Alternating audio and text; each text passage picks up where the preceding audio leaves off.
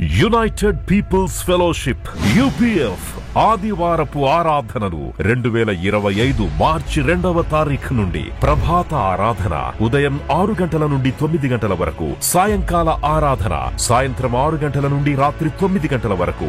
స్థలం clock tower garden restaurant పక్కన, Secunderabad YMCA hall 3వ అంతస్తులో జరుగును. Also live on Facebook, Insta and YouTube. Zoom ID 9550504718, code 7777.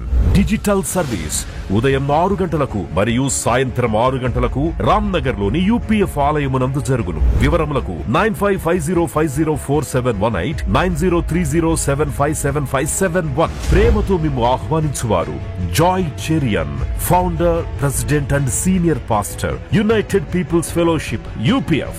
అందరూ ఆహ్వానితులే.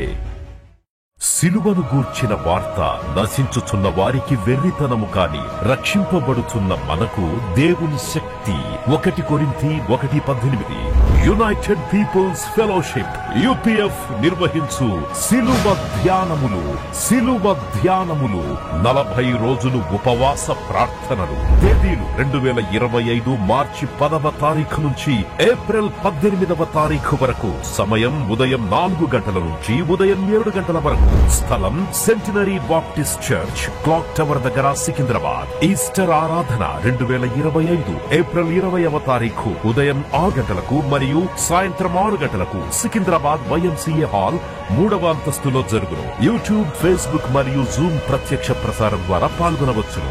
Zoom meeting ID 9550504718, passcode 7777. వివరములకు 9550504718, 9030757571. గమనిక, రామ్నగర్ ఈ సేవ నుంచి సెంటినరీ బాప్టిస్ట్ చర్చ్ వరకు బస్సు సౌకర్యము కలదు. ఆహ్వానించువారు ప్రభువు దాసురాలు Joy Cherian garu, senior pastor, UPF Hyderabad. Hallelujah. 2 రాష్ట్రాల కొరకు మీరు ప్రార్థన చేయాలని నేను మిమ్మల్ని కోరుతున్నాను. నెమ్మది లేని పరిస్థితులు, యవన సేవకులు కొంతమంది ముప్పులో ఉన్నారు. మీరు యూట్యూబ్లో చూస్తున్నారు. చాలా బాధాకరం అనిపించింది. మనము ఈ యవన బిడ్డలు, దేవుని సేవకులు, వారు మాట్లాడేదైనా నిలబడేదైనా క్రైస్తవుల కొరకే కదా, మన కొరకే వారు ఇంతగా శ్రమిస్తున్నారు. దేవుడు వారిని పరిపూర్ణమైన మార్గంలో నడిపించాలని, వారికి ఎలాంటి ఇబ్బందులు కలగొద్దని దయచేసి మనం ప్రార్థన చేయాలి. మీరు వార్తల్లో చూస్తున్నారు, యూట్యూబ్లో కూడా వచ్చింది.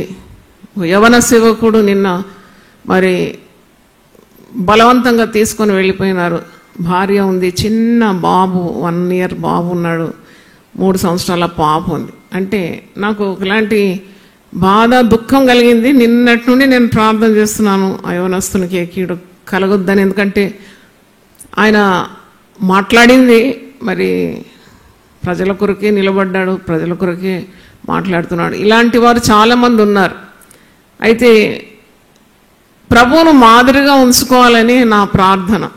Jesus is our role model. శ్రమలు, ఇబ్బందులు, కష్టాలు, దుఃఖం, బాధ, హింసలు కలిగినప్పుడు మనకు మాదిరి, మంచి మాదిరి ఎవరు చూపెట్టినారు? ప్రభువే చూపెట్టినారు.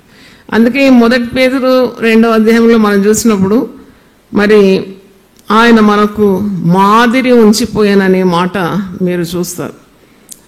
22వ వచనంలో ఆయన పాపం చేయలేదు, ఆయన నోటను ఏ కపటము కనబడలేదు, ఆయన దూషింపబడి బదులు దూషింపలేదు, ఆయన శ్రమ పెట్టబడి బెదిరింపక న్యాయముగా తీర్పు తీర్చు దేవునికి తన్ను తాను అప్పగించుకున్నాను. అంటే మనము శ్రమలో ఉన్నప్పుడు, మన తల మీదుగా సమస్యలు పొర్లిపారుతున్నప్పుడు యేసును మాదిరిగా ఉంచుకోవాలి.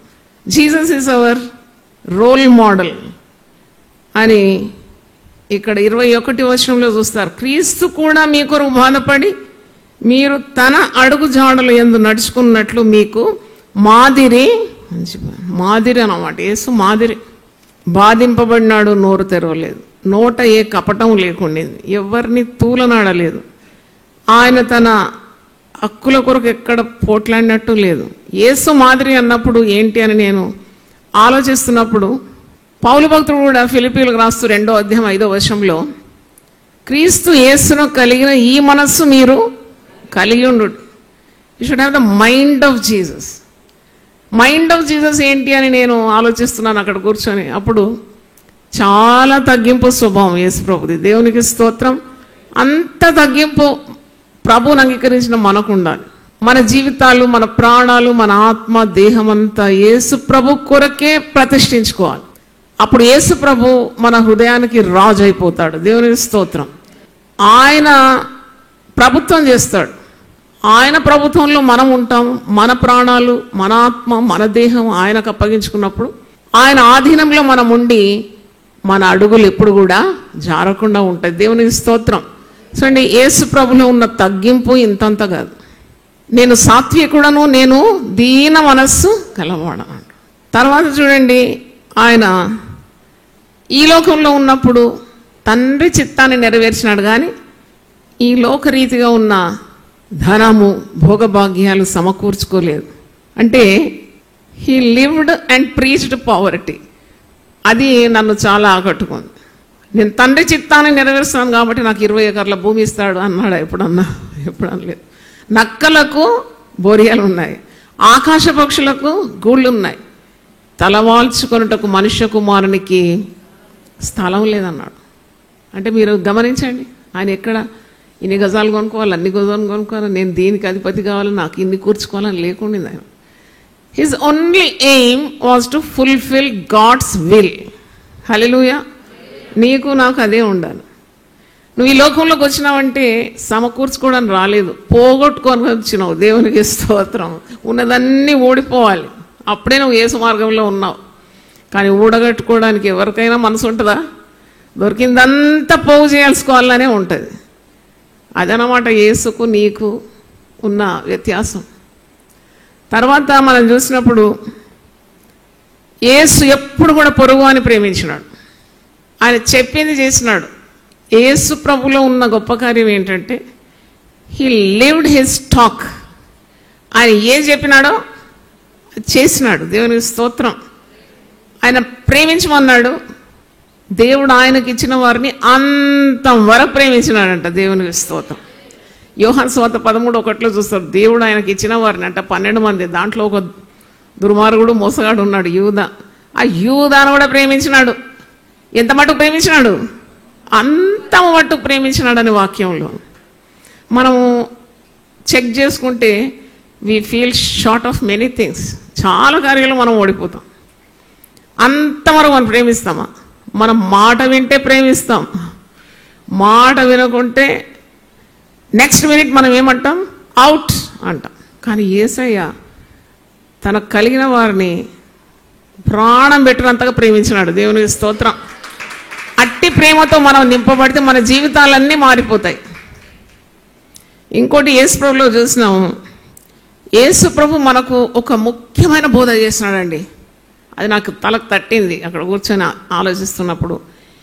మనకు ఇల్లు కట్టడం నేర్పియలే, కార్ డ్రైవింగ్ నేర్పియలే, సంపాదించుకోవడం నేర్పియలే, ప్రార్థన చేయడానికి నేర్పించినాడు. దేవునికి స్తోత్రం. హల్లెలూయా.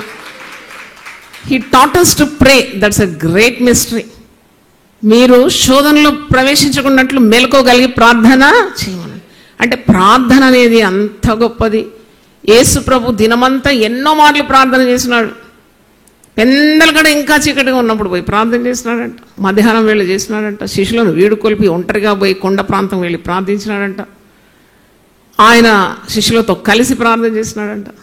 ఆయన రాత్రంతా కూడా ప్రార్థన చేసినాడు. ప్రార్థన అనేదే కదా దేవునితో కలిపేది మానవుని. మనం అన్నీ చేస్తాం, ప్రార్థన చేయం. మనం అంటే నేను కాదు, నేను ప్రార్థన లేకుండా బ్రతకలేను, చచ్చిపోతాను అదే రోజు. నాకు ఏదో కీడొచ్చి పడుతుంది. అందుకే నేను అదే ఎవరో చెప్పినారు కదా, కోతిపిల్ల కోతిని అత్తుకున్నట్టు అత్తుకుంటాను నేను దేవుని. లేకుంటే బతికి బట్టగట్టలేను నేను. అమ్మో, నాకు దేవుడు కావాలి. I need God.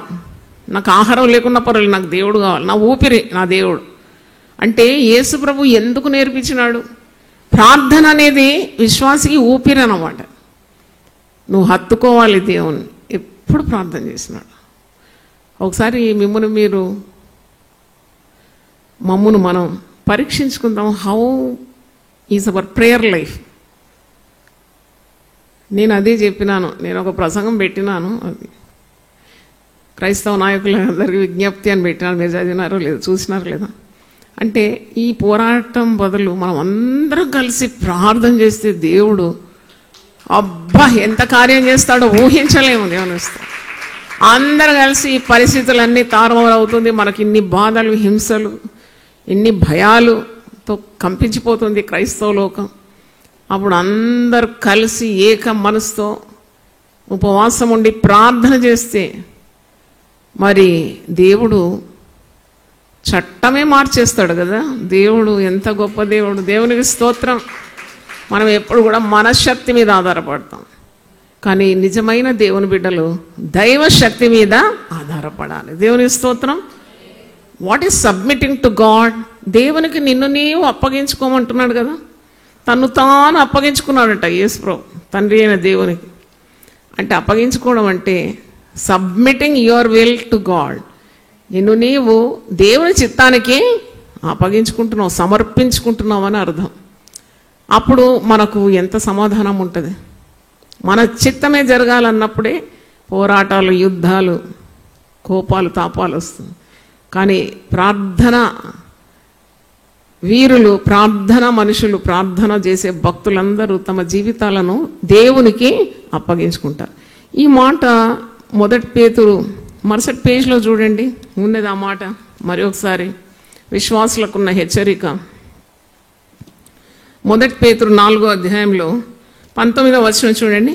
కాబట్టి దేవుని చిత్త ప్రకారము బాధపడువాడు సత్ప్రవర్తన గలవారై నమ్మకమైన సృష్టికర్తకు తమ ఆత్మలను అప్పగించుకొనవలెను.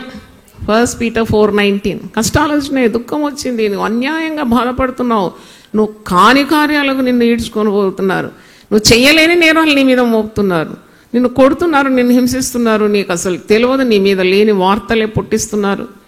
ఇవన్నీ జరుగుతాయని యేసు ముందే చెప్పినాడు.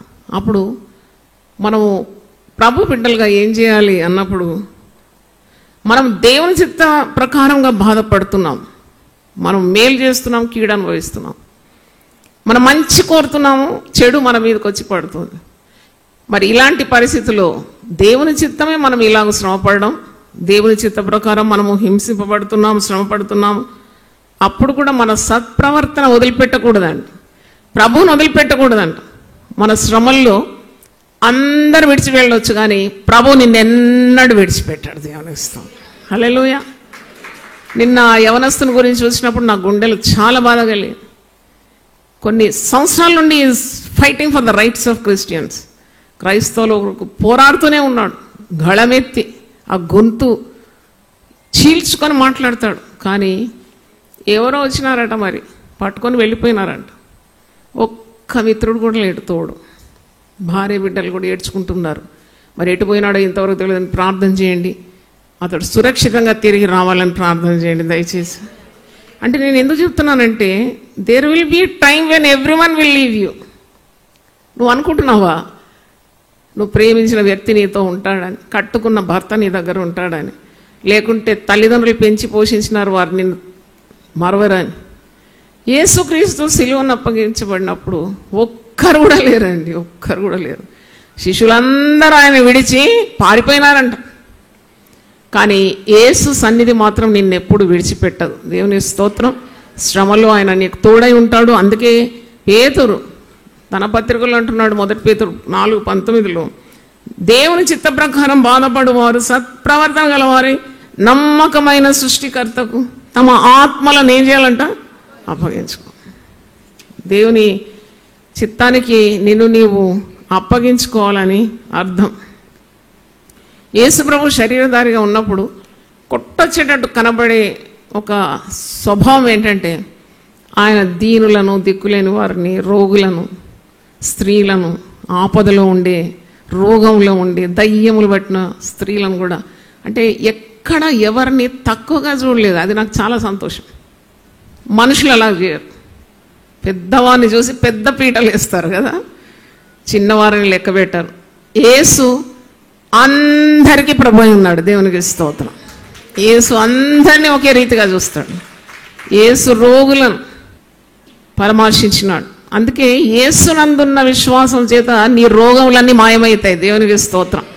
నువ్వు ఎప్పుడైతే యేసు చిత్తాన్ని నెరవేరుస్తావో నీ శరీరంలో స్వస్థత, నీ మనసులో స్వస్థత, నీ ఆత్మకు స్వస్థత, నీ ప్రాణానికి నెమ్మది ఎందుకు కలుగుతుందంటే Jesus is an embodiment of power. ఆయన శక్తికి మరో రూపం.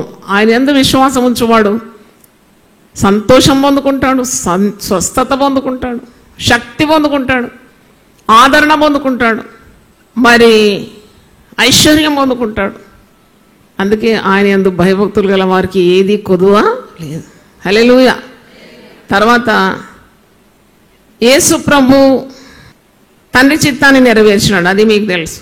హి did the will of God. మనకు దేవుడు ఎన్ని పనులు అప్పగించినాడు?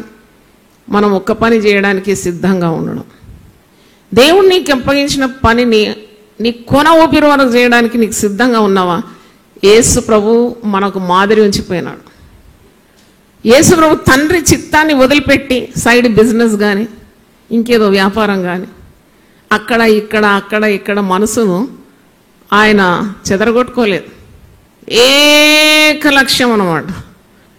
Is had only one and only one goal in his life, that is to do the father's will. Hallelujah. నేను బ్యాంకు ఉద్యోగం వదిలేసి సేవకు వచ్చినప్పుడు అందరూ నన్ను తిట్టినారు. బ్యాంకు ఉద్యోగం దొరుకుతుంది అసలు ఎవరికన్నా? ఎన్ని పరీక్షలు రాయాలి ఒక బ్యాంకు ఉద్యోగం దొరకాలంటే? ఇంత డబ్బు సంపాదించుకుంటూ ఒక్కసారి ఇలా వదిలేస్తే ఎలాగని అన్నారు. కానీ నాకు తెలుసు దేవుడు నన్ను పిలిచినాడు, పిలిచిన దేవుడు నా చేయి పట్టుకుంటాడు, పిలిచిన దేవుడు నన్ను అంతవరకు నడిపిస్తాడు. కాబట్టి నేను ఈ బ్యాంక్ ఉద్యోగం కాదు, ఈ లోక భోగభాగ్యాలు కాదు, దేవుని చిత్తము నెరవేర్చడమే నా గురి అని అంతవరకు గురి వద్దకు పరిగెత్తింది. నిన్న లెక్కలు వేస్తే నిన్న శాలరీ క్యాల్కులేషన్ ఉండే 10,60,000 జీతాలు ఇస్తున్నాను. ఇప్పుడు నేను ఒక్క జీతం ప్రభు కొరకు ఇచ్చినాను. ఎంప్లాయీస్ అన్ని డిపార్ట్మెంట్స్ వారికి అన్ని ఇస్తే ఇవి క్యాల్కులేటెడ్ 10,61,000 ఏదో అయింది. అప్పుడు నేను అనుకున్నాను, నీ చిత్తం వెతికి నీకు విధేయత చూపెడితే ఆశీర్వాదాలు ఇంతంతా కాదు. హల్లెలూయా. మీరెట్లా బతుకుతారు ఉద్యోగం పోతే అంటే నేను బతకడం కాదు, బతికిస్తున్నాను ఇప్పుడు. దేవునికి స్తోత్రం. హల్లెలూయా, హల్లెలూయా. అది యేసు శక్తి. మనం పాడతాము పాట, యేసు శక్తి గొప్ప శక్తి, గొప్ప గొప్ప గొప్ప గొప్ప శక్తి. అది అనుభవించిన వాళ్ళకే తెలుస్తుంది. దేవునికి స్తోత్రం. మరి యేసు ప్రభు ఈ శరీరధారిగా, ఆయన శరీరధారిగా ఉన్నప్పుడు ఆయనకు శోధనలు వచ్చినాయా లేవా? మరి శోధనకు ఎప్పుడైనా తల ఒగ్గినాడా? అది కూడా నాకు చాలా సంతోషమైంది. He never yielded to temptation. మనం అంటాం యేసును మనం హృదయంలో ఉన్నాడు, యేసు బిడ్డలం అంటాం, కానీ అడుగడుగున శోధనలకు బానిసలైపోతాం, సాతాను బానిసలైతాం. అలాగా ఉండకూడదు. I never came across any instance where he yielded to temptation. సాతానుడు శోధించినాడు, సాతాను ఎదిరించినాడు వాక్యం ద్వారా. ఎక్కడ కూడా శోధనలకు గురి కాలేదు. అంటే ఎందుకు గురి కాలేదంటే ఆయన ప్రార్థనా జీవితం ఒకటి, పరిశుద్ధుడు పరిపూర్ణమైన తండ్రితో ఉన్న బంధం. ఆ బంధం ఎంత పకడ్బందీగా ఉందంటే ఆయనలో పాపమే లేకుండేది. హల్లెలూయా. పరిశుద్ధంగా ఎలా ఉండాలి? మనం ఈ లోకంలో ఉన్నాం కదా, లోక మాలిన్యం మనం వండుకుంటుంది కదా, మాటి మాటి పడుతూ లేస్తున్నాం అంటే నాకు అస్సలు దాంతో నేను పొసగాను. ఎందుకంటే ఆయన పరిపూర్ణుడు కనుక ఆయన విశ్వాసం ఉంచే వారు కూడా పరిపూర్ణంగా ఉండేదారు అని ఉంది వాక్యంలో. హల్లెలూయా. ఆయన పరిపూర్ణుడు. ఇంకేం లాభం? నువ్వు పరిపూర్ణుని ధరించుకొని పరిపూర్ణుని వెంబడిస్తున్నావు, పరిపూర్ణుడు గొప్పోడు అంటున్నావు, కానీ ఆ పరిపూర్ణత నీకు రావాలనే ఆకాంక్ష లేదా? ఆయన తప్పకుండా అలాంటి సౌందర్యాన్ని నీకు ఇస్తాడు, పరిపూర్ణతని నీకు ఇస్తాడు. అందుకే మనము యేసును అనుకరించాలి. తర్వాత హి నెవర్ లైడ్. ఈ దినాల్లో చూస్తే పెద్దోళ్ళు చిన్నోళ్ళు అందరూ నోరు తీస్తే ఏమంటారు? అబద్ధం ఆడుతూ ఉంటారు. అది నీ ఆత్మీయ జీవితానికి ఎంతో కీడు. ఆయన ఒక మాట నాకు గుర్తొచ్చింది. 60వ కీర్తనలో ఒక మాట ఉంది కదా, 60వ కీర్తన 4వ వచనం, సత్యం నిమిత్తం ఎత్తిపట్టుటకై నీ యందు భయభక్తులు గల వారికి నీవు ఒక ధ్వజము ఇచ్చి ఉన్నావు. ధ్వజము దేనికి చిహ్నం అండి? Psalm 64th verse. విక్టరీ, జయ జీవితం, జయం. జెండా ఎప్పుడు ఎగరేస్తారు? విజయం వచ్చినప్పుడు ఎగరేస్తారు. సత్యం నిమిత్తం ఎత్తిపట్టుటకై తన యందు భయభక్తులు గల వారికి నీ ఒక ధ్వజము ఇచ్చాను. Always victory for those who believe in him. కనుక ఈరోజు ఈ వాక్య భాగం ద్వారా 1 పేతురు 2వ అధ్యాయము టెక్స్ట్ లాగా చదివినారు కదా. మరి ఈ వచనాల్లో మీరు చూస్తే 2వ అధ్యాయము మరి 18 నుండి 25 వరకు చదివినారు. ఇది జస్ట్ ఏంటంటే, నిన్ను నీవు ఇంత గొప్ప ప్రభువుకు సంపూర్ణంగా సమర్పించుకోవాలి, ఆయనను నీవు వెంబడించాలి, ఆయన మాట వినాలి, ఆయనకు విధేయత చూపాలి. You have to obey Jesus. యేసు చెప్పినట్టు ఉండాలి నీ జీవితం. యేసు చెప్పినట్టు ఉండాలి. ఈ నా మాటలు విని దాని ప్రకారం చేయవాడు బండ మీద తన ఇల్లు కట్టుకుంటాడంట, ఆత్మీయ జీవితం కట్టుకుంటాడంట, ఈ లోకరీతిగా ఉన్న కార్యాలు కూడా కట్టుకుంటాడు. ఎందుకంటే దేవుడు పరసంబంధమైన ఆశీర్వాదాలు ఇస్తాడు, ఇహలోక సంబంధమైన దీవెనలు కూడా ఇస్తానని వాగ్దానం ఉన్నది. కాబట్టి నీకు ఏది కావాలైనా యేసు మాట వినాలి. యేసు మాటలో ఉన్నది శక్తి, ఆ విధేయతలో ఉన్నది నీ దీవెన. నీకు ఆరోగ్యమైన, జీవమైన, నీ జీవితం యొక్క సమకూర్పైన, నీ ఆశలు నెరవేరాలన్నా తప్పకుండా యేసు మాటకు విధేయత చూపాలి. That is submitting to Jesus. Submitting అంటే ఒబీడియన్స్, విధేయత చూపట్టు. యాకోబు పత్రిక 4వ అధ్యాయం 7వ వచనంలో submit your self to God, resist the devil and he will flea from you. అంటే దేవునికి లోబడి ఉండాలి, అపవాదిని ఎదిరించాలి, అప్పుడు వాడు మీ యొద్ద నుండి పారిపోతాడు. విశ్వాసులు ఎప్పుడు కూడా బలవంతులుగా ఉండాలని దేవుడు ఆశిస్తున్నాడు. నువ్వు క్రీస్తులో బలవంతునిగా ఉండాలి. అనకూడదు ఇలాగ ఏం చేయాలండి, శోధన వచ్చింది పడిపోయినండి, మళ్ళీ 6 నెలలుగా మళ్ళీ పడిపోతుంది, మళ్ళీ 3 నెలలు మళ్ళీ ఇంకా పడిపోతుంది. ఇలా పడుతూ లేస్తూ ఉంటే ఇలాగ నువ్వు యేసు ప్రభు మాట వింటే, యేసు ప్రభుకు విధేయత చూపితే, యేసు ప్రభును వెంబడిస్తే, యేసు ప్రభుకు లోబడితే, నీవు సాతాన్ని ఎదిరించి వాడిని నీ జీవితం నుండి ఏం చేస్తావు? పారద్రోలేస్తావు. అంటే సాతాను మీద, అపవాది క్రియల మీద నీకేముంటుంది? విజయం ఉంటుంది. ఎప్పుడు ఆ విజయ పతాకము ఎగరేస్తూనే ఉంటావు. ఇంతకుముందు చెప్పినట్లు సత్యం నిమిత్తం నువ్వు ఎత్తిపట్టుటకై దేవుని యందు భయభక్తులు గల నీకు ఆయన ఒక ధ్వజము నీ చేతికి ఇచ్చినాడంట. దేవుని స్తోత్రం కలుగును గాక. హల్లెలూయా. కాబట్టి ఈరోజు ప్రభువును అనుకరించడానికి ఉన్న మనస్సు కావాలి.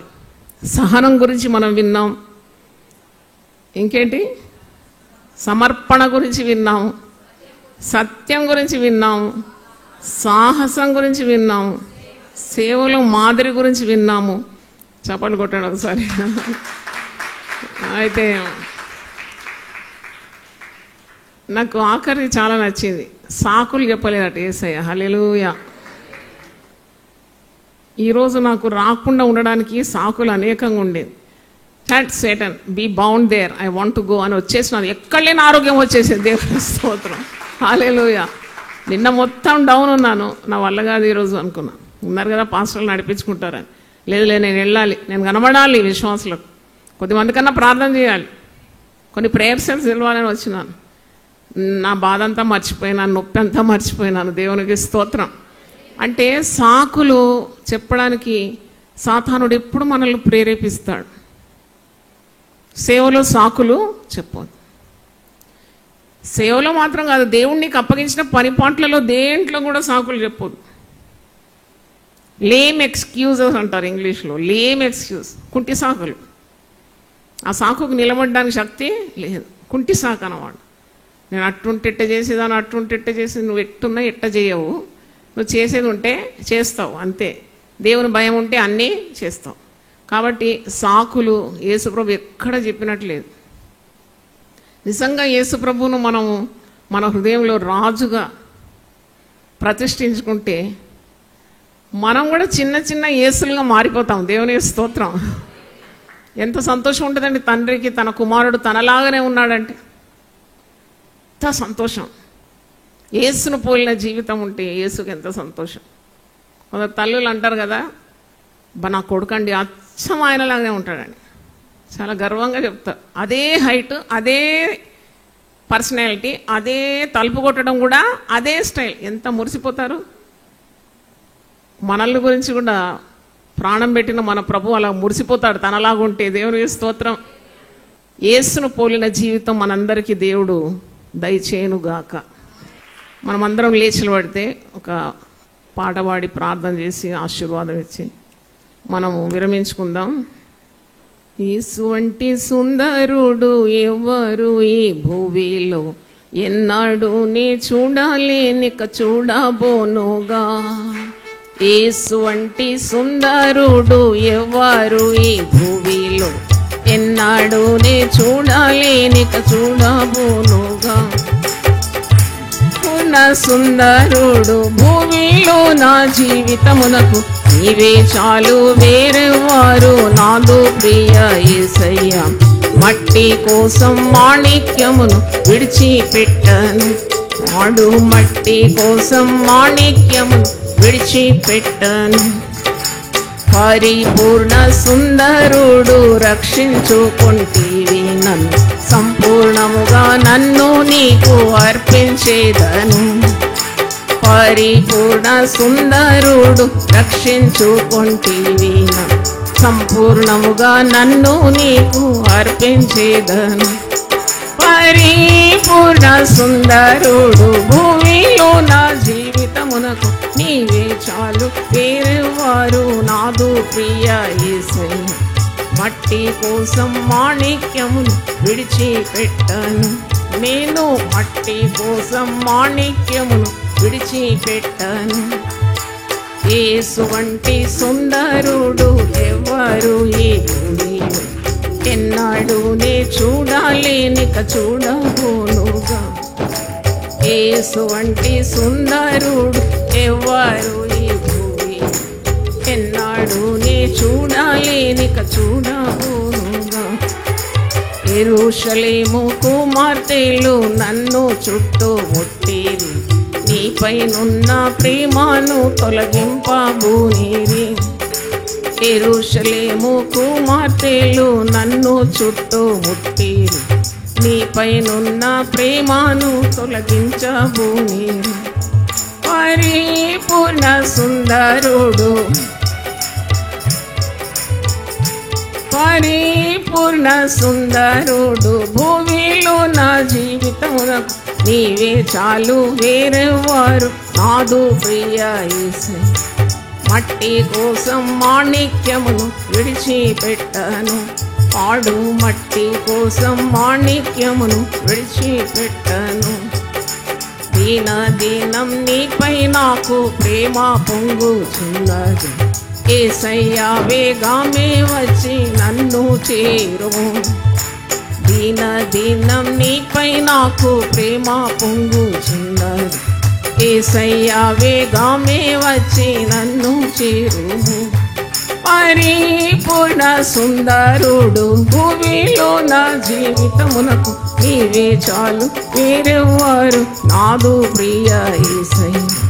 మట్టి కోసం మాణిక్యమును విడిచిపెట్టను, నేను మట్టి కోసం మాణిక్యమును విడిచిపెట్టను. ప్రార్థన చేసుకుందాం. ప్రభువా, కూడి ఉన్నది మొదలుకొని ఇంతవరకు కూడా నీ యొక్క బలమైన హస్తంతో ఈ ఆరాధన నడిపించినందుకు వందనాలు. నీ దాసుని మరపూర్చుకొని సుందరుడైన యేసు అనే అంశం మీద ధ్యానించినాం. అయినా నువ్వు సుందరుడవు ప్రభు, నీలో ఏ పాపం లేదు, ఏ కల్మషం లేదు, నీలో ఏ కపటము లేదు, నీ నోట కపటము లేదని వాక్యంలో చూస్తున్నాం. తండ్రి, నీవు బాధింపబడినను నోరు తెరవలేదు, నువ్వు దూషింపబడినను బదులు దూషింపలేదు, నీవు ప్రతీకారం చేయలేదు, నీవు మౌనముగా తండ్రి చిత్తాన్ని నెరవేర్చినావు. ప్రాణం పెట్టినంతగా తండ్రి అయిన దేవునికి విధేయత చూపినావు. ఎంత గొప్ప మాదిరి, ఇంత గొప్ప మాదిరి నాయన, నీకు స్తోత్రం. న్యాయంగా తీర్పు తీర్చు దేవునికి నిన్ను నీవు అప్పగించుకున్నావు. యేసు బిడ్డలమైన మేము కూడా ఈ లోకంలో ఎన్నో హింసలు, ఎన్నో బాధలు, ఎన్నెన్నో అవమానాలు, నిందలు, నాయనా ఉపద్రవములు ప్రభువా లోకంలో మేము అనుభవిస్తామని ముందే చెప్పినాం. ఆయనను మీరు భయపడకూడదన్నావు తండ్రి. ఇలాంటి నిందలు, అవమానాలు, దుఃఖము, వస్త్రహీనత, ఉపద్రవము, కరువు కాటుకాలు అనుభవించినప్పుడు మీరు యేసు ఆత్మ మీ మీద నిలుస్తున్నది కనుక మీరు ఆనందించాలి, సంతోషించాలి, మీరు గంతులు వేయాలి, మీరు ఏడవకూడదన్నావు తండ్రి. న్యాయంగా తీర్పు తీర్చు దేవునికి మిమ్మల్ని మీరు అప్పగించుకోమని సెలవిచ్చినావు. చక్కని మాదిరి మాకు చూపెట్టినందుకు వందనాలు చెల్లిస్తున్నాం. నువ్వు సుందరుడవు, పరిపూర్ణుడవు, నువ్వు మాకు మంచి మాదిరి అయి ఉన్నావు తండ్రి. నీ మార్గంలో మేము నడుచుకోవడానికి, నీ మాట వినడానికి, నీకు విధేయత చూపెట్టడానికి, నిన్ను అనుకరించడానికి, నిన్ను వెంబడించడానికి, చివరి శ్వాస వరకు నీ వెంబడి మేము వెళ్ళడానికి సహాయం దయచేయమని యేసు నామములో అడిగి వేడుకుంటున్నాను తండ్రి. ఆమేన్. తండ్రి అయిన దేవుని ప్రేమ, యేసుక్రీస్తు కృప, పరిశుద్ధాత్మ సహవాసం మనందరితో సదాకాలం తోడుగా ఉండును గాక. ఆమేన్. ఆమేన్. యునైటెడ్ పీపుల్స్ ఫెలోషిప్ UPF ఆదివారపు ఆరాధనలు 2025 మార్చి 2వ తారీఖు నుండి ప్రభాత ఆరాధన ఉదయం 6 గంటల నుండి 9 గంటల వరకు, సాయంకాల ఆరాధన సాయంత్రం 6 గంటల నుండి రాత్రి 9 గంటల వరకు.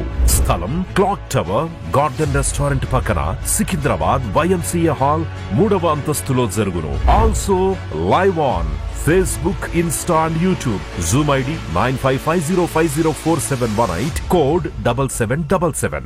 Digital service ఉదయం 6 గంటలకు మరియు సాయంత్రం 6 గంటలకు రామ్నగర్ లోని UPF ఆలయమునందు జరుగును. వివరములకు 9550504718, 9030757571. ప్రేమతో మేము ఆహ్వానించువారు Joy Cherian, founder, president and senior pastor, united people's fellowship UPF. అందరూ ఆహ్వానితులే. సిలువను గూర్చిన వార్త నశించుచున్న వారికి వెర్రితనము కాని రక్షింపబడుచున్న మనకు దేవుని శక్తి. 1 కొరింథీ 1:18. యునైటెడ్ పీపుల్స్ ఫెలోషిప్ UPF నిర్వహించు సిలువ ధ్యానములు. 40 రోజులు ఉపవాస ప్రార్థనలు. తేదీలు 2025 మార్చి 10వ తారీఖు నుంచి ఏప్రిల్ 18వ తారీఖు వరకు. సమయం ఉదయం 4 గంటల నుంచి ఉదయం 7 గంటల వరకు. స్థలం centenary baptist church, clock tower దగ్గర, సికింద్రాబాద్. ఈస్టర్ ఆరాధన 2025 ఏప్రిల్ 20వ తారీఖు ఉదయం 6 గంటలకు మరియు సాయంత్రం 6 గంటలకు సికింద్రాబాద్ YMCA హాల్ 3వ అంతస్తులో జరుగును. యూట్యూబ్, ఫేస్బుక్ మరియు జూమ్ ప్రత్యక్ష ప్రసారం ద్వారా పాల్గొనవచ్చును. Zoom meeting ID 9550504718, passcode 7777. వివరములకు 9550504718, 9030757571. గమనిక, రామ్నగర్ ఈ సేవ నుంచి సెంటినరీ బాప్టిస్ట్ చర్చ్ వరకు బస్సు సౌకర్యం కలదు. ఆహ్వానించువారు ప్రభువు దాసురాలు Joy Cherian garu, senior pastor UPF Hyderabad.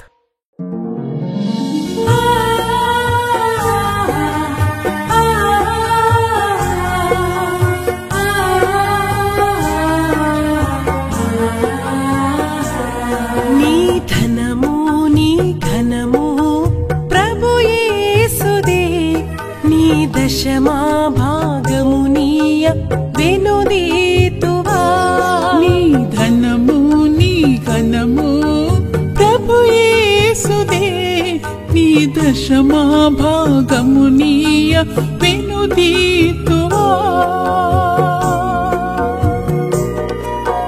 ధరలోన ధనధాన్యములనీయగా కరుణించి కాపాడి రక్షింపగా. ధరలోన ధనధాన్యములనీయగా కరుణించి కాపాడి రక్షింపగా. పరలోకనాదుండు నీకీయగా మరి యేసు కొరకీయ వెనుదీతువా. పరలోకనాథుండు నీకీయగా మరి యేసు యేసు కొరకీయ వినుదీతువా నీ ధనము నీ ఘనము ప్రభు యేసుదే నీ దశమా భాగము నీయ వినుదీతువా పాడి పంటలు ప్రభువు నీకీయగా కూడు గుట్టలు నీకు దయచేయగా పాడి పంటలు ప్రభువు నీకీయగా కూడు గుట్టలు నీకు దయచేయగా వీడంగ ప్రభు యేసు నామంబును గడువేల ప్రభుకీయను క్రైస్తవా వీడంగ ప్రభు యేసు నామ